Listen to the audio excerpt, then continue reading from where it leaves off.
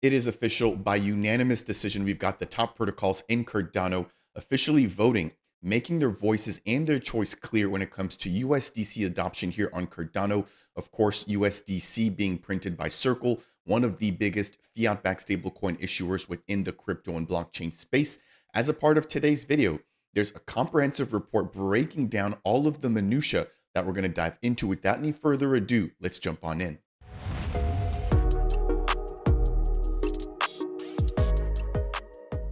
What's up, Ida Gang? Welcome to Dapp Central, your home for everything blockchain and crypto.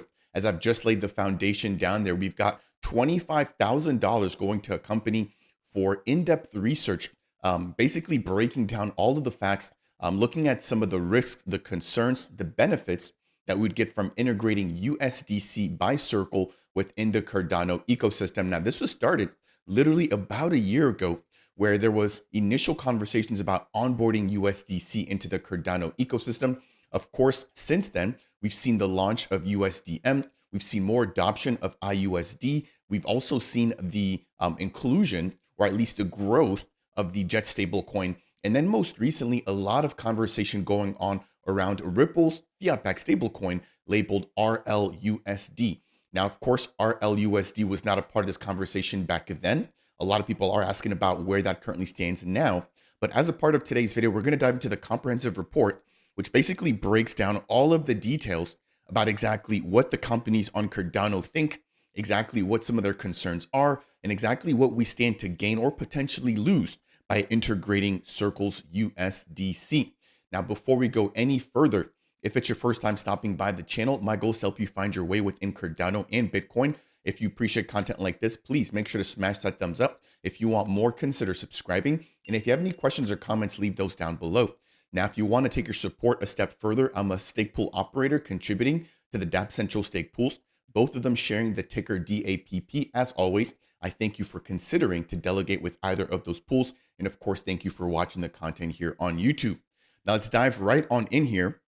And the first thing I want to mention, and kudos to everybody that's actually been able to get this together, is the fact that this particular report was done and that meetings were actually held with Circle. So it states that this particular research included meetings with Circle and Tether. And Circle explained that they are in discussions with the Cardano Foundation and that negotiations are still ongoing. Now, Tether explained that they are open to further discussions, but they've got some reservations about launching on Cardano that will need to be dealt with. Now, these particular details cannot yet be made public. So let me know what you guys think down below there. I think that we sort of already knew that the foundation was speaking with Circle. When it comes to Tether, I wasn't expecting that. And I'm also wondering what it is that exactly needs to be resolved, right? In terms of the reservations, could it be the clawbacks, the blacklisting, the adoption, the liquidity, the onboarding, the tech? There's a lot of different things that we could speculate on, but let me know what you think down below. Now we're going to dive right on in here. Again, this is a community-based research document into the feasibility, the advantages, and the challenges of onboarding USDT and USDC natively within the Cardano blockchain. So if you aren't aware, we already do have both of these stable coins again coming in from the on-chain bridge. We've also got access to wrapped DAI and PayPal USD, but again, those are not native. They are bridged or wrapped versions of those assets. So as a part of this breakdown, of course, this is extremely long. I won't be able to dive into every single piece, so I've done a lot of the heavy lifting for you. Again, if you appreciate that, please make sure to smash that thumbs up. But we're going to be discussing the feasibility assessment, the advantages and use cases, reviewing their risk analysis, and then the impact that this has on the Cardano community. In terms of their methodology, the team at Apple, hopefully I'm pronouncing that correctly, was invited to join the community-run stablecoin working group, which composed of some of the biggest builders here in the ecosystem, including IOG, the Cardano Foundation, Emergo, Atrium Labs, Fluid Tokens, Waffle Capital, MinSwap, and Liquid. I also know that Sheldon Hunt, who previously worked at Emergo, also contributed greatly to this. Of course, I want to make sure to give credit where it's due. Now, scrolling down here, the actual background about these interviewees. Now, this includes the team from Techo.vn, the team from Typhon Wallet, the team from Vi Finance, Waffle Capital, Wing Riders, Yoroi, Endmaker, World Mobile, Atrium Labs, and so many others. Now, if we take a look here in terms of how long each one of those teams have been operating here on Cardano, I'm actually covering up one of the options there. But as you'll see, the majority of them operating on Cardano for around 3 years. So that means that they've come in literally right around the time that smart contracts were officially coming online. And we've got quite a handful that have been here for 5 or more years. And it looks like the majority, other than those two categories, have joined Cardano in the last year. So let's jump back into the report. Scrolling down, we've got the company categorization. So exactly of these 20 some plus projects, where do the most of them fall? So if we jump back into that here, I'll get myself out of the way again. We've got the majority, 19 of them, participating within DeFi, which I think is by far the biggest space and probably the space that's going to grow the most or stand to gain the most with the integration of USDT and USDC. We've got 16 of them dealing with payments. We've got 4 in supply chain management. We've got 3 in social media, 2 in NFTs, and then 2 in gaming. So again, quite a nice range here in terms of different perspectives to gather. Moving back over, in terms of stablecoin usage and how many of these projects and members have actually contributed or at least dealt with stablecoins, right? Again, there's 38 companies, 35 of them have previously used stablecoins. And let's take a look at exactly how those numbers fare. So the majority here, again, using USDC and USDT, some of them already interacting with JED, of course, only on Cardano. USDM, of course, again, only on Cardano. And then the same thing with IUSD. And then as we sort of go all the way there towards the right, only 5 dealing with DAI, 2 of them USDA, and then a couple others that necessarily aren't as popular. So I think, again, everybody has touched or at least interacted with USDT and USDC, which is why it's important here to at least be able to break that down visually. Now, jumping back over here, it states that when asked if they have operated on other chains on Cardano, half of the companies said yes, that they have. And of those and the other chains that they're referring to, the most that were used were Arbitrum, Ethereum-based Polygon, and Tron, with some usage of Polkadot, Algorand, Avalanche, Ton, Optimism, Hedera, Bitcoin, Zai, and Solana. As we continue on, in terms of the potential advantages that we are noting as a part of this report, 91% agree that this will increase liquidity, again, adopting USDT and USDC. 88% agree that this will increase the transaction volume or volatility. We've got 84% that agree that this will enhance the user experience. Next, we've got 84% that agree that this will make it easier to integrate new financial systems, with 81% agreeing that this will also attract new users, and 65% agreeing that this will increase trust and stability. So what's interesting there is that I agree with the majority of all of them. The only one that sticks out there is the very last one at the very bottom there, where we've got 65%. So roughly a little bit more than half that think that this will actually increase trust and stability. I know that a lot of people think that this is actually the opposite, that if we bring on board Circle or USDC or USDT, that it'll make it look as if Cardano has basically sold out and has sort of joined the cool kids club, which we know that they will definitely take advantage of that particular status and therefore potentially aim to get a bigger foothold or stronghold within the Cardano ecosystem. Now, scrolling down here, looking at some of the most significant advantages, let's take a look at that here. So number 1, again, increased liquidity. Number 2, attracting new users. Number 3, increased trust and stability. And then after that, everything is sort of on the same level when it comes to better storage of value, enhanced user experience. And then there's some talks about transaction volume, increasing transaction volumes and easier business payments. So again, it boils down to the biggest things there: increased liquidity and attracting new users. As we get ready to wind things down here, if I continue to scroll down, we've got the fact that the lending and borrowing protocols that were interviewed unanimously agreed that the introduction of brand new and large stablecoins would help lending and borrowing apps on Cardano. We've got the same thing with DEXs agreeing that this would make their jobs a lot easier in terms of growth. And then we've got the opportunity for growth when it comes to tokenization platforms, who also agree that liquidity is too low right now in order for them to onboard or at least to sell their tokenized assets using homegrown stablecoins, which is why they need USDT and USDC. As we continue on here into the risk analysis, from a governance and regulatory perspective, respondents tended to agree that Cardano had minimal risks as regulations would apply to the coin issuers themselves, i.e. Circle and Tether, rather than Cardano. So again, with Cardano officially jumping into governance with SIP number 1694, a lot of the security risks are now gone. We've also got Gary Gensler officially stepping out. And now, if there were to be any regulatory concerns, those would typically fall back on the stablecoin issuer themselves, not the Cardano blockchain or the Cardano ecosystem. Now, in the event of a particular fork, there is some risks here, which I've mentioned in prior videos, but it states that large holders of these stablecoin assets or the issuers themselves could potentially have a vast amount of power to dictate which version of the fork is validated. Again, Charles Hoskinson has mentioned this himself as well, that if Bitcoin would have a fork or Ethereum would have a fork where we already have Circle and USDT integrated, that they would definitely have a lot of saying power as to which chain is the quote unquote official chain. So that risk does get integrated here into Cardano as well if we're to onboard USDT or USDC. Now, also states here that some interviewees also highlighted the fact that Circle and Tether are centralized organizations, which to some members within Cardano is at odds with the community's foundations or their core beliefs. Again, I think that's sort of just what we have to sort of swallow as a pill.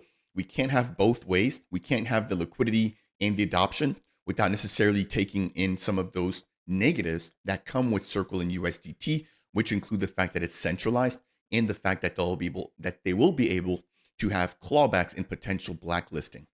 So let me know what you guys think down there below as well. Now, in terms of technical concerns, this is extremely positive. In general, the majority of respondents agree that there were either no technical concerns or that they were very limited and that they're no greater than what any other Cardano native asset listing would see when they were becoming into the Cardano ecosystem. So from a tech perspective, I'm happy to hear that that's not going to be an issue. And then, of course, we've got the recent release of SIP number 113, which is still in its early stages. However, with that particular SIP, that will bring brand new tokenization standards, making it easier to integrate stablecoins, making it easier for DeFi protocols to launch, as well as for securities to be sold and tokenized on the Cardano ecosystem or on the Cardano blockchain. Now, in terms of the impact on the network stability, it states that if this does end up causing an impact or an instability, that this will be a poor reflection on the Cardano blockchain, and that users would rightly have the right to criticize the chain for not having the capability to handle increased traffic. Now, to be fully fair, we've seen mega drops in terms of NFTs and token launches take place. The chain does slow down, but it never actually goes down. Let's be very clear about that. Cardano has not gone down. It's only second to Bitcoin, and it's been up for over 2,700 days. So again, we've seen ETH having some trouble. We've seen Solana having some trouble, Avalanche having some trouble. And yes, Cardano does get slow, but it has not gone down. Let's be clear about that. So as we get ready to wind things down here, we've got the most significant concerns being identified. So let's take a look at that particular chart here. And the first and the biggest concern are regulatory concerns. But what I just mentioned there is that those would typically fall on the stablecoin issuer, not the actual core protocol or infrastructure. Next, we've got the impact on network stability, followed by technical concerns. And then we've got competition with other blockchains. Then we've got freezing and reversing transactions. Number 5 or 6 there, the price of ADA, liquidity or fragmentation of assets, transparency.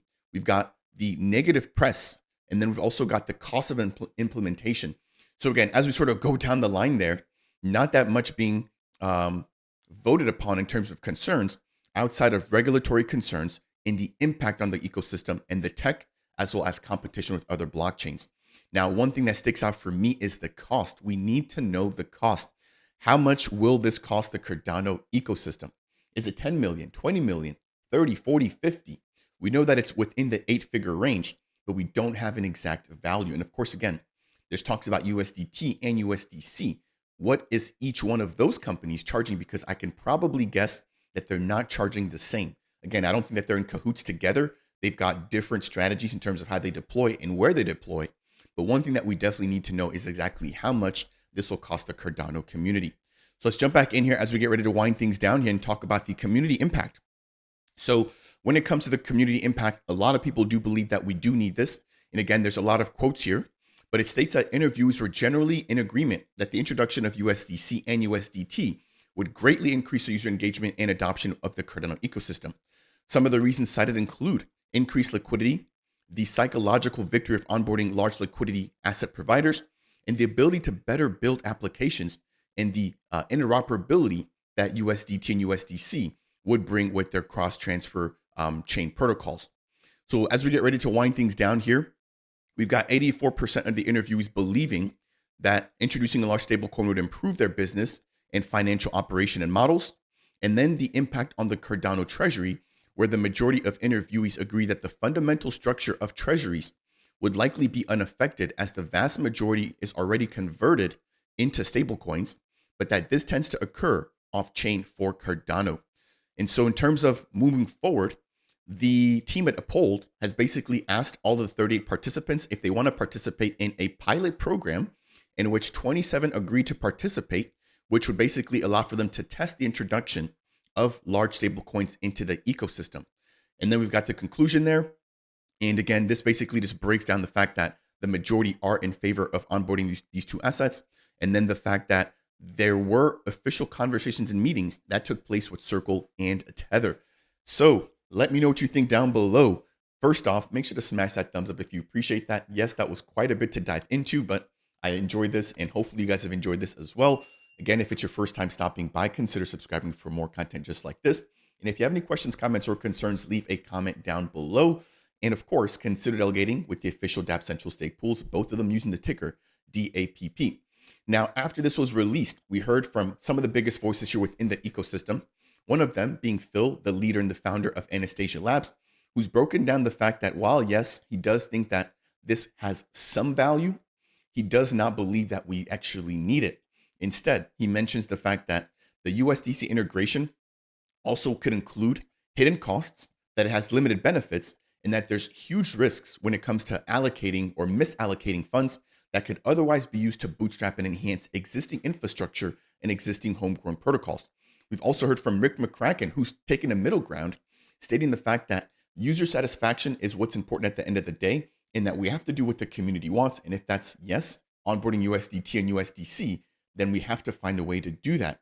And one thing that he also mentioned is the fact that we haven't had enough transparency around the pricing and the prioritization of investments for Cardano. So I think that's one thing that the CF or IOG or even Emergo could definitely do a little bit better job of, is clearly identifying what are the core priorities for Cardano and exactly how much is being spent towards those efforts. So that'll do it here for today's video. Hope you guys have found this to be helpful. If you did, again, please smash that thumbs up. If it's your first time stopping by, consider subscribing. And last but not least, if you have any questions, comments, or concerns, leave those down below. That said, and as always, I'll see you guys in the next video. Cheers, everybody. Take care.